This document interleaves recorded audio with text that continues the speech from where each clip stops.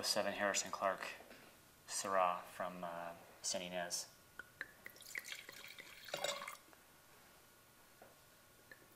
So to familiarize people where this vineyard's at, it's located in Ballard Canyon, correct? Right. Which is east of Solvang, kind of overlooking over the vineyards.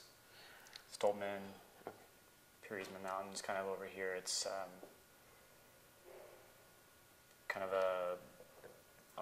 a cool zone, a cool zone too, for a growing region standpoint. Again, here the soils are limestone based. They're just as evident as the last wine in Paso Robles. What's different about the limestone there? And tell me about the vineyard a little bit more. Yeah, it's interesting. I don't think that I've actually analyzed to see the different types of limestone. The color is very different. It seems like it's denser, like it weighs more than what it does at Justin's. And at Justin's also is just this compressed calcareous shale. So although basic, it doesn't kind of have the same type of properties as the water holding retention, etc. Yeah, the pH here is what, 8.5, something like that. Yeah, it's high. It depends on where you are, but it's you've seen it. It's the deepest soils are at 2 feet, and then it's 30 feet of limestone. So it's again, people ask why we're in different areas. You walk in this vineyard and you see there's parts that look like Chablis, white chalk just on the surface. So it's right. I saw it, and it's like, God, something has to make some great wine or something interesting at least is going to come off of this. So it's again another reason why we go to these areas, because we don't have that type of we don't have limestone like that in Sonoma or Mendocino, or it's kind of close to us here. So, but it's again another great farmer, Jeff Newton, Coastal Vineyard Care. He's on it, his crew, and we can't ask for a better. It's the same situation going Justin, although Jeff doesn't make wine necessarily. He obviously knows a lot of the wines that are around his area, knows the vineyards and the timeliness of doing the right thing, and the attention that goes into the vineyard. A lot of this again is just a social visit. We come in and shake hands and tour the vineyard, and obviously you've been down there. It's just right. The attention they do to even like in that section where there's a little swale. It's a little more vigorous, a little more, just slightly more topsoil. They leave a little kicker cane out there to reduce the vigor. Come back in and cut off the top of the two bud spurs, right. Cut off the top shoot, kind of thin out the canopy. It's labor intensive, but it's, I think, the results speak for themselves. I think in the exactly. wine. And this wine in particular, being that, like we did in '06, kind of shifting, moving away from riper style of fruit for particularly the Pinot. We've done it in '07 for the Syrahs, and this is 13.7 alcohol, and not necessarily to be so fixated on the alcohol, but I think it's a direct correlation to kind of the perception of the ripeness and the kind of palate weight, and we've talked about that before as far as kind of wanting a little more kind of litheness in the wine, kind of laciness.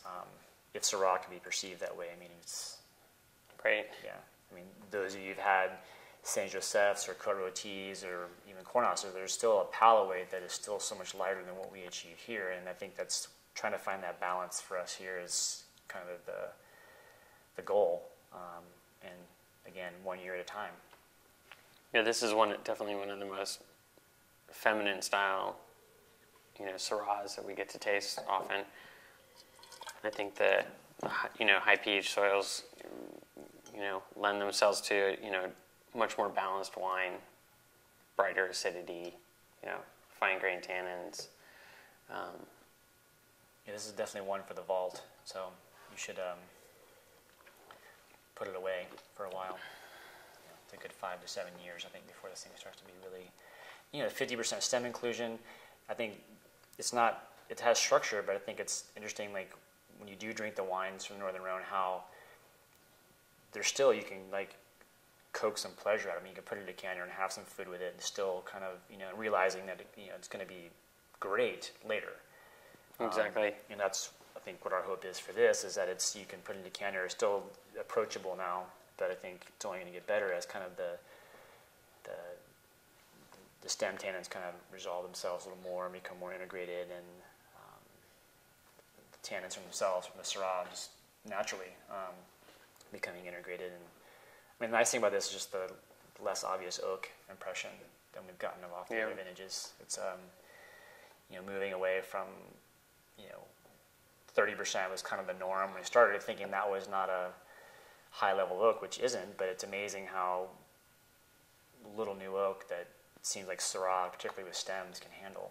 It's like there's almost like too much tannin in the solution to kind of actually become this round. I mean, it's weird to say, but it's interesting going back there, and you visited the Northern Rhone as well. It's like how many producers, kind of the old, kind of classic styles, who use a lot of whole cluster, tend to use no new wood at all.